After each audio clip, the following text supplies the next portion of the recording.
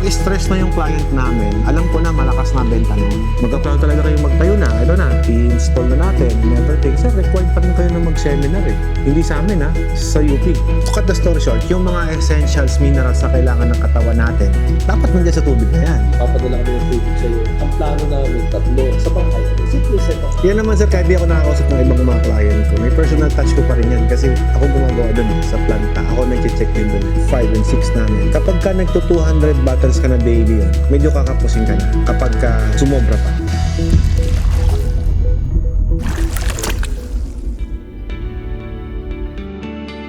We have 3-in-1 package. Ang recommended ko talaga kasi nowadays, dahil po sa taas ng competition ngayon sa tubig, tsaka nakikita rin namin na yun po talaga yung hinahanap ng mga tao. Purified water setup po talaga yung nire-recommend ko. Kung may naghahanap po ng alkaline sa inyo, magadagdag lang tayo 40,000 pesos for the alkaline system. Kahit anong bilhin nyo dyan, sir, okay lang eh. Upgradable eh. Sir, may naghahanap ng mineral water sa akin. Ayun na lang purified dito. 30,000 lang yun. Soon, pwede nyo i-start. Pero for me, ang recommendation ko, sir, ganito. Start mo natin sa purified. Pag malakas, okay yon. Kasi yun naman talaga yung binibili ng tao eh. Kung sakaling may naghahanap talaga ng alkaline, kumbaga, according to your survey, marami naghahanap. Doon tayo mag-upgrade. Which is add-on lang. Add-on lang, sir. Hindi tayo magbabawas ng pyesa, magdadagdag lang tayo. Every time na magdadagdag ka ng pyesa, sir, syempre, may additional maintenance yan. May additional costing ulit. Yun yung nami-mislook ng iba. Kasi for example, sir, ganito, bumili ka sa akin, alkaline water plus purified water, sabay mong binili. Sir, ang alkaline po, kapag nai-stack yung mga filter, bumabaho. Siyempre, hindi natatanggal yung alkalinity niya. Alam mo yun, sobrang taas na ng pH level doon, sobrang na-stuck na yung tubig doon, babaho yung amoy siya. Siyempre, sir, ayaw naman natin na yung mga tauhan natin, pagbukas ng gripo, baho na tubig. Pati sila, kahit purified, iniisip tuloy nila, nasa isip nila na baho yung tubig na lumalabas. Ang point ko, sir, kasi, sayang yung investment kung hindi naman nagagamit. Tapos, mini-maintain nyo. For example, di naman nabebenta. Yung filter po nun, gamitin mo hindi, papalitan nyo po eh. Speaking of their kita, alin doon, yung pinakamahina, pinakamalakas. Okay, sa average po namin, ng mga customer, according to feedbacks din nila, no, minimum 350 container ang nabebenta nila. At the price of 30 pesos. Per day po yan, ma'am. Makukompute nyo na agad yan. After namin kayong mabentahan, may mga after sales kami na tinatawagan din kayo o kayo, tumatawag din kayo sa amin, nag-report din kayo. Kapag stress na yung client namin, alam ko na malakas na benta nun. Kagaya po yung kausap ko kagabi, binabanggit ko sa inyo kanina, Sir Alfred, kapitan ng barko to ah. Sir Alfred, problemado ko. Bakit? Ang laki ng bill ko sa nawasan namin. Ganito, anong gagawin ko? Pina-adjust ko lang ng konti yung regulator sa kanya. And then, nasolve na agad yung problem. Ang benta po ng daily, 300. Minimum siya 200. Sabi ko, lumalakas na yung negosyo mo. Kaya po hindi siya makapag-full blast. Sabi niya, Sir Alfred, ang dami nang lumipat na factory dito. Ang problema ko lang talaga, yung nawasa niya, kulang din yung supply. Kumbaga yung nawasa ang kinakapo sa kanya. Sabi ko, Sir, actually, good problem. Kaya lang, yun nga lang problema natin, kung yung nawasa talaga yung kapos ang nabibigay sa yung tubig, hindi kita matulungan dyan, sir. Hindi ko pwedeng isuggest sa'yo na higupin mo yung nawasa, sir. Bawal yun. Ako yung mapapagalitan. Oo, makita mo yung mga kapitbahay mo, yung gripo, pag binuksan, hinihigop na yung tubig. May mga client kami sa Baguio, sa ibang lugar, like Palawan, Mindanao, umabot po ng 1,000, 1,500 dito sa norte. Ang benta? 1,000? Oh, 3 na ang machine nun. Kaya sir, yung balik tayo dun sa tanong mo kanina, kumikita ba? Kayo na po ang magsasabi sa akin ngayon kung kumikita ba or hindi. Kailangan may service ka na dun para pa-deliver. Sir, truck na po service nun. Opo, 3 package na po ang machine nun. Ano po ang source niya? 3 din. May deep well, shallow well, tsaka nawasa. Pag nagpa-deep well ka, nowadays, no, sa ngayon, hindi pa ganun eh. Dito sa amin, hindi pa eh. Pero alam ko, pagka nakita ng government yan na, dapat higpitan natin yung part na to kasi nasisira na yung water resources natin dahil sa daming bumubutas. Meron naman talagang ahensya na nagko-control niyan. May batas tayo according to drilling. Any company, sir, na nagbebenta ng tubig, dapat may water permit. Hindi naman ang ini-encourage ko sa mga water station operator. Kaya lang nowadays, ganito kasi nangyayari, no? Kapag may nawasa, bibili sila ng tubig na nawasa, magpapatayo ng water station. Pag kinakapos si nawasa, itong mga water station, nagpapa-deep well. Ang totoo niyan, sir, ganito na yan, batas natin eh. Kung walang nagrereklamo, walang kaso. Simple, di ba? Ngayon, sino magrereklamo sa'yo? Pag nireklamo ka na wala kang water permit, obligado, mag-a-apply ka talaga. Pero sa atin naman, bilang negosyante, ayaw natin na nagkatrabaho tayo, na natatakot tayo doon na baka mahuli tayo, baka ganito. Ayaw natin yun. Kasi iba pa din yung matutulog ka, peace of mind. Maayos yung dokumento mo, pagka sinita ka, ito DNR ko. ito ang CPR ko, ito yung FDA ko. Malinis. Kumbaga, yung legalities natin, okay. Mas maganda yung magnegosyo ng ganon. Ang issue lang talaga ngayon, sir, nowadays, siyempre, marami pong nagkakabit din. Maraming water station provider din. Yung iba, nandinig ko na lang na ganon yung ginagawa. Ako, hanggat maaari, kini-encourage ko yung iba na kumukuha sa akin, kumuha ng water permit para malinis po yung dokumento mo. After natin mag-usap dito, for example, mag-apply talaga kayong magtayo na, ito na, i-install na natin and everything. Sir, required pa rin kayo na mag-seminar eh. Hindi sa amin sa UP. Mahilig ka mag-vlog eh. Kasi nakikita ko doon yung motor. Sir, kaya ako nagbablog, sir. Yung channel ko monetize na. Ngayon, monetize yung channel ko, sir. Nakikita ka na. Yung kinikita ko doon, sir, yun yung pinang-charity ko. O di ba, at least kahit pa paano, hindi ka bumukod sa bulsa mo. Ayan, sir, yung certificate ko. Magkakaroon ka din po niyan kapag nag-seminar ka na. Sir, ngayon, online lang. So, mas kaya mo. Wala pang online dati. 2015 pa pala to. Before ako magbenta, sir, yung family background ko, mga magulang ko yung nagsiset up ng mga water filtration. Siyempre, bata pa ako nun, sir, nung mga muwang ko dyan. Nakita ko, sir, yung mga sineservicean ko kasi na-assign ako ng family ko sa after sales ba. Pag na-install na nila, siyempre, kailangan babalik-balikan, papalitan ng filter and everything. Sa Bulacan pa yan, sir. Mga doktor po, mga kliyente nila, mga hospital. Nakita ko, yung ibang mga water station, ito, mga pang personal use, tsaka pang hospital. Yung mga water station na kliyente nila, hindi ko kliyente kasi magulang ko yun eh. Sila yung mga lumalakas, kumbaga nakakaipon yung mga kliyente namin. Kaya sabi ko sa sarili ko, kapag nag-start ako ng pamilya ko, gusto ko mag-start ako water station. By the time nun, sir, that was 2008, start ng water station ko. November 1, 2008, yan. Araw ng mga patay.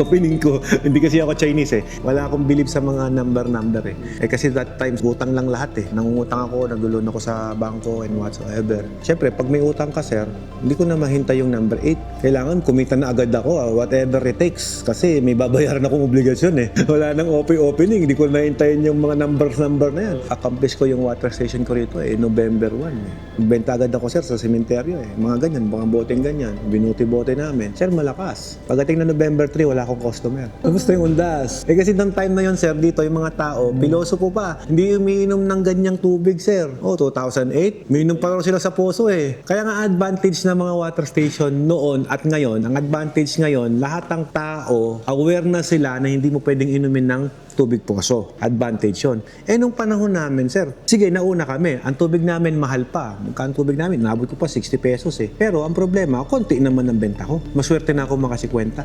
Noon yun Eh, magkano itong ganito? Nasa 7 pesos sa wholesale. Pero pag sa mall mo binili yan, nasa 20 pesos na yan. Pag malamig na. Sa airport yan, mahal na yan. Syempre, airport na. Tsaka ang nagpapamahal po dyan yung bote. Pag nag-personalize ka ng bote, nag-iiba presyo niyan kahit same ng laman. Hindi naman po yung laman ang binebenta mo talaga kasi yung laman wala ng value.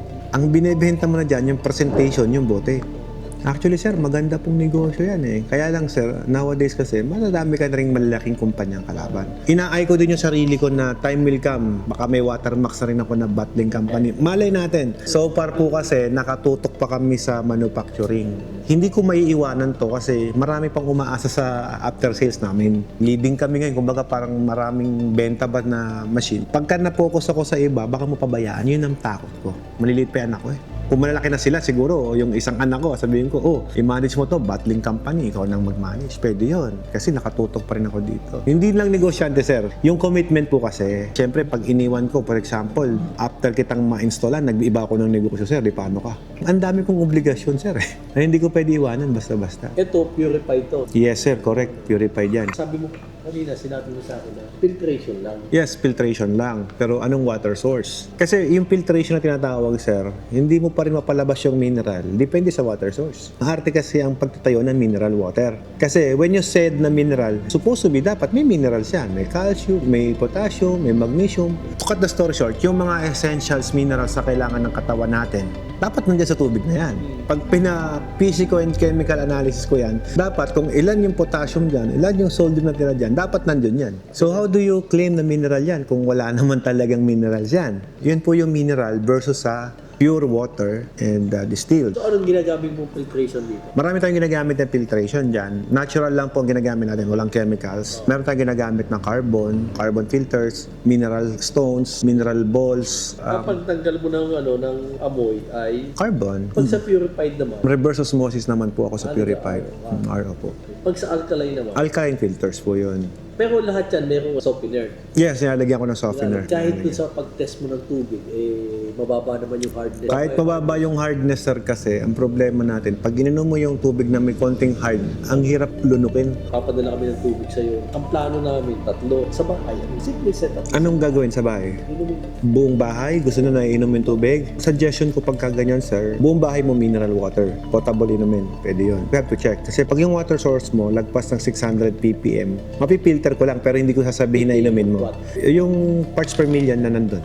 Na TDS? O Yeah, TDS. Pag more than 600, ano yun? Hindi siya pwedeng inumin. Kasi yun yung standards natin for safety drinking water eh. Pag lagpas tayo sa mga parameter na yun, hindi natin pwede sabihin na drinkable yan kahit walang bacteria. Okay, pag pinaka-simple, pwede kitang lagyan kung nag-i-scale yung kwan. Siyempre, ito ng mga ayaw natin sa bahay. Number 1, ayaw natin na kinakalawang yung mga gripo natin. Number 2, ayaw natin nag-i-scale yung mga hinuhugasan natin. Yung after matuyo, nag-car wash ka, hindi yung panapunasan at nag-scale na agad. Yun yung mga ayaw natin eh. So pagka ganun, water softener lang yon. Tapos kung mabuhangin naman yung kukuha ko, kaya turbid, magamit ako ng sun filtration, pang centralize sa buong bahay. Tapos yung pang inumin mo, yung pang potable drinking water mo, yung purified, meron akong maliit. Yung mga RO filter na tag 15,000, tsaka may tag to 20. Siyempre, pambahay lang naman yun eh. 100 gallons per day. Ito, 75 gallons per day, mas mura siya. Send nyo na lang lahat ang mga soft copy. May mga brochure naman po kami para mababackread nyo rin. Ilang liters yun? Yung isa 100, yung tag to 21.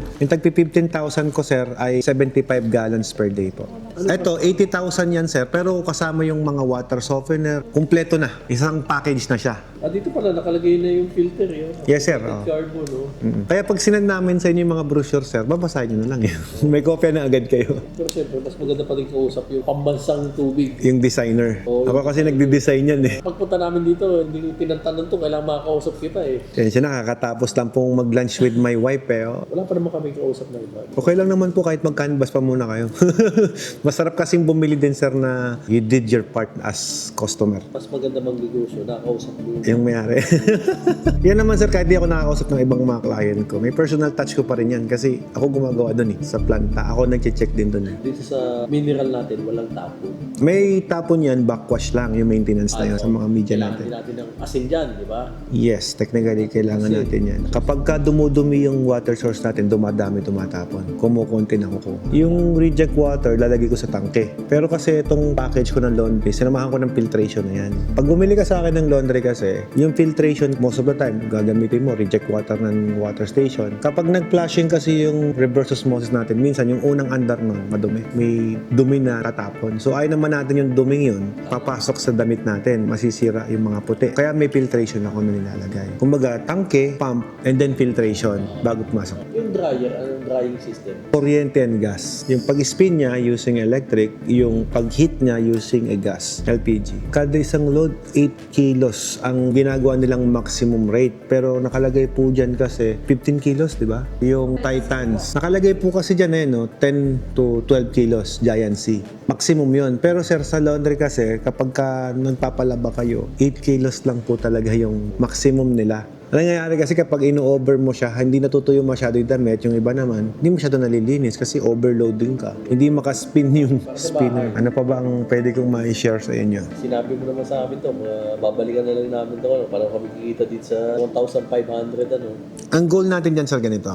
Kapag ka yung packages kasi, for example, yung 5 and 6 namin, kapag ka nagto 200 bottles ka na daily yun, medyo kakapusin ka na. Kapag ka sumobra pa. Sabihin natin maximum output rate niyan is 200 container daily. Kapos na yun, sir. Kasi syempre, re-require din kasi tayo ng mga customer natin. Gusto nila mabilis mag-deliver eh. Alam mo naman ang competition sa market eh. I-expertise mo pagdating sa tracking, sir. May i-apply mo pa din sa negosyong to eh. Kailangan mo lang, sir, isang sekretarya mo na magmo-monitor din ng mga customer mo, magma-market, tapos yung refiller, and then delivery boy. So yun yung mga manpower na kinakailangan mo eh. Kumbaga, bibigyan mo din talaga sila ng by department, sir. Ano yung mga trabaho nila. May refiller ka, yung taga-hugas ng galon. Sa atin naman, sir, sa una ka lang medyo mga ngapa. Kapag kakabisado mo na, sir, lalaruin mo na. Simple na yan. Lalo tayo, sir, kapag negosyante na kasi kausap mo, sir, alam na natin kung paano i-manage yung mga negosyo eh. Pero kapag kasi kamukha na ibang mga kausap ko dito, wala pa masyadong alam sa negosyo, talaga tuturuan mo from the scratch. Sa water station kasi, kailangan pakisama mo yung mga tao mo din, kahit paano. Hindi obrang diktador ka dyan eh.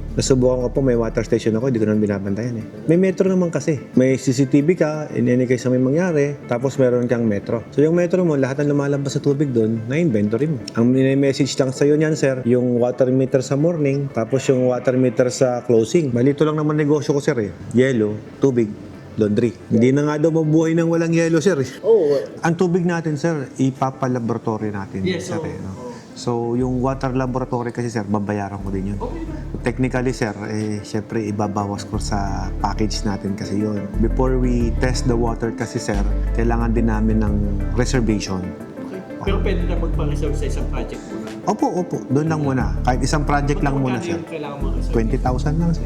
Barya-barya mo lang, sir. Mahirap na din yan. Basta negosyante ka, yung piso lang, hirap na din. Yung feeling mo parang naloko ka ng harapan. Yun ang ayaw na ayaw nating mga negosyante. Kahit sabihin mo, 50 pesos lang yan eh. Pantip nga lang natin yun, di ba? Pero totoo na, yung parang feeling mo, parang na-scam ako nito ah. Yung parang naisahan ako nito ah. Yun yung ayaw na feeling namin. Ako bilang negosyante, ayaw ko yun. Hindi baling ibigay ko sa'yo, huwag lang yung parang feeling ko, na-scam ako nito ah. Mahalaga sa atin yun eh. Total, pinaghirapan natin. Pero yung the point na, parang harap-harapan ako, na-scam ng taong kausap ko ah. Pero yung minsan ako, yung feeling kong gano'n naman, ang ginagawa ko, hindi, bawiin na lang natin. Yun ang totoo nun. Para makapag-move on ka, para magkaroon ka ng peace of mind. Yes, lagi tayo moving forward. Pero the point is, parang learning sa atin, diba? Siyempre, pag hindi naging ganun ang idea mo, hindi naging ganun ang thinking mo, parang okay lang na niloloko-loko tayo, hindi tayo papayag eh. Kaya kami medyo firm din kami. Napansin niyo, sir, straightforward din kami magsalita, sir, na pag sinabi namin, sir, bago namin i-test yan, gastos kasi yan. So, we need the reservation. For one unit, yes, we could test it. Para at least meron akong masasabi sa inyo na result. Pero apat na sample na papadala ko. Yes, okay lang, sir. Transparency lang din tayo, sir. Hindi naman sa ano, Opo. time na bahala kita sa... Hindi po kayo abala, boss. Thank you so much, boss. Hopefully, dire-diretso Yes po. Kapag nag-send po kayo ng 20,000 for the reservation, padala niyo ako ng water sample. 20K nun, sir. I-spread ko na yon sa lahat ng water sample na kailangan kong malaman. Para at least, isa lang yung binayaran, pero apat po talaga yung project na pag nagtanong kayo sa akin, may data ako. Sa package naman, we could recommend anything na package na pwede niyong mai-avail. Pero syempre, alam po rin naman ang gusto niyo, kahit paano, makuha niyo yung the best. gradable. Hello po. Dito sa lugar ninyo, 300 container na nabenta mo, dapat maglinis ka na. Dahil pag di ka naglinis, magkaklag yung membrane mo, masisira. Ikaw yung unang makakaharap ng mga kliyente. Para kunyari, umalis na yung delivery boy mo, ikaw pa rin yung kakausap dun sa customer mo na, ma'am, wala na po ito, hindi na connected sa amin, baka deliveran ka ng ibang tubig, kami po yung masira. We are helping people who are helping people. Sino ba yung mga yon? Mga frontliner. Kung ito yung pagagamit mo sa water station business, 4.3 by 6.5. Now, round up natin, 6.5 by 4. Maganda na tong sukat na to eh. Punta ka ng San Carlos, di ba, taga Malasiki kayo. Huwag kang mag-aanim dyan kasi maalat. Kung ka lang sa shallow, mababaw lang. May machine ako sa loob ng truck na pinahigop ko sa tubig baha, nilalagay ko dun para ipainom sa kanila. Ang rule namin sa company namin kasi, pag sa amin mo binili yung pyesa, kami mag-i-install. Libre. Sa negosyo kasi natin, the more na mas mabilis ka mag-produce, mas tatangkilikin ka ng customer kasi good service ka.